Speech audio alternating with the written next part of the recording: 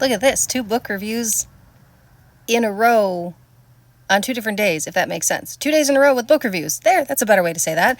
I feel like I was in a bit of a slump for a while. I think maybe after I finished Sunrise on the Reaping, and it was so good, and then I was just like, I don't know what to do. But I have now finished the one that I did yesterday, the list, and I have finished another book that is coming out in, when is this one coming out? June of this year. And we got to talk about it. So this is So Happy Together by Olivia Worley. I have to read you the back of this because I don't think I can do it justice. I'm struggling today, guys. Sorry. Okay, so it says, Jane and Colin are soulmates. He just doesn't know it yet. I mean, I don't know if we have to go any further than that in terms of the summary. But I mean, that concept alone, I was like, oh, yes, please. I need to read this book because it just kind of sounds unhinged, right?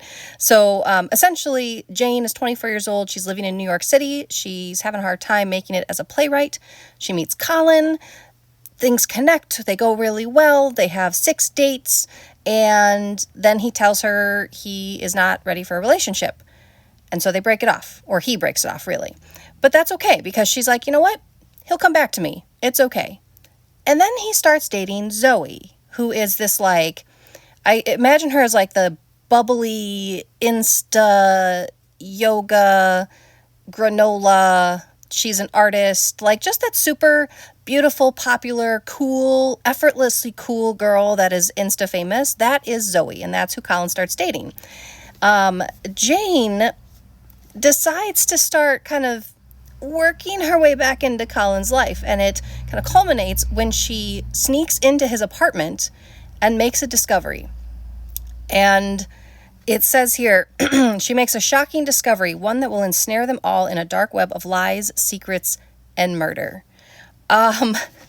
So I was immediately hooked by this premise.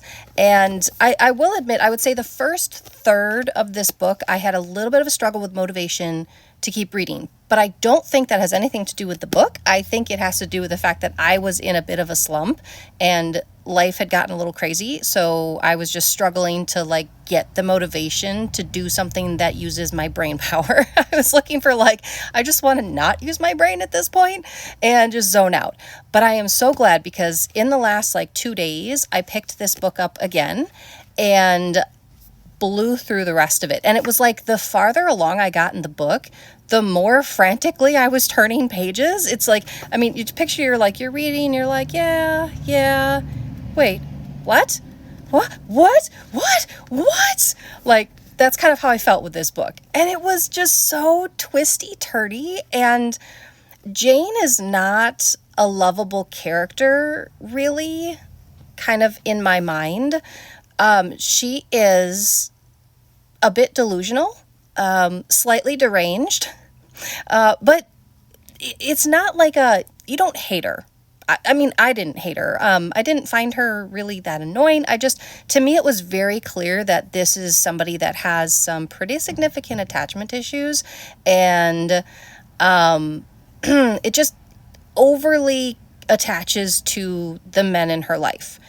And the way the author portrayed her, I really truly felt like I was inside of Jane's brain, which was slightly disturbing at times, but also very, very cool. And what I like about this too, so I have the advanced copy, and there's a letter from the author that came in it, and she drew inspiration from this book, from her own personal experience, living in New York City, dating apps, which thankfully I have never had to experience, and then kind of coming to this idea of, wow, what would happen if I wasn't a fairly normalized human who was able to take these dismissals from these guys in a sane and calm way? Like, what would happen if I was slightly deranged, if I was a little bit too attached and a little too obsessive about these guys?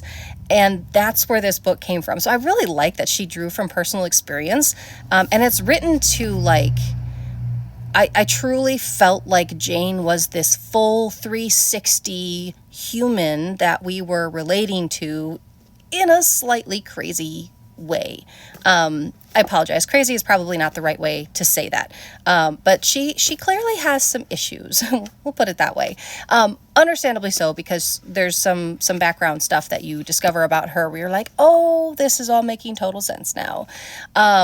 This is a really good book. Again, if you start it and the first third of it, you're like, I don't know about this, keep going. Because by the end of it, you're going to be like, what is going on here? So, and again, because I don't know if it's because I was just in a bit of a slump, or if I think, but also, you know what? I'm processing here as we're going through the review, bear with me.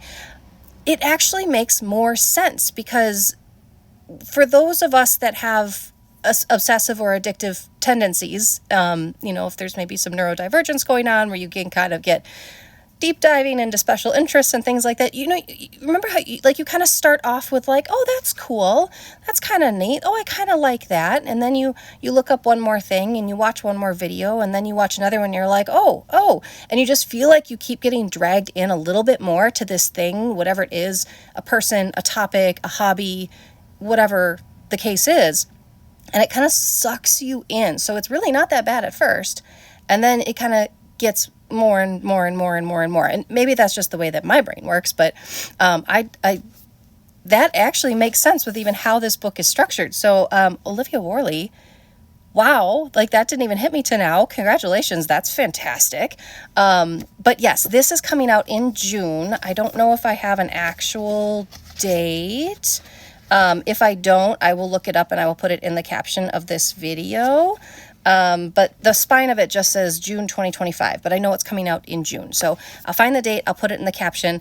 I would put this on your TBR, because this is a really fun book to read. I actually found myself bringing up a Google map of New York City, because I don't know anything about New York City. I mean, I was there, but 20 years ago, maybe.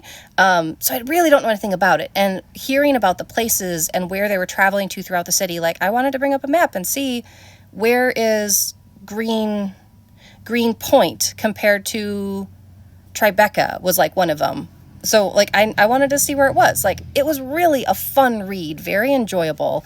And even the structure of it, now that I'm realizing how the structure kind of follows Jane's devolving in this situation, really, really well done. I can see why this went, I think I saw a video, I think this was a 6-figure book deal that she got off of it. Well deserved, Miss Worley. I really enjoy this.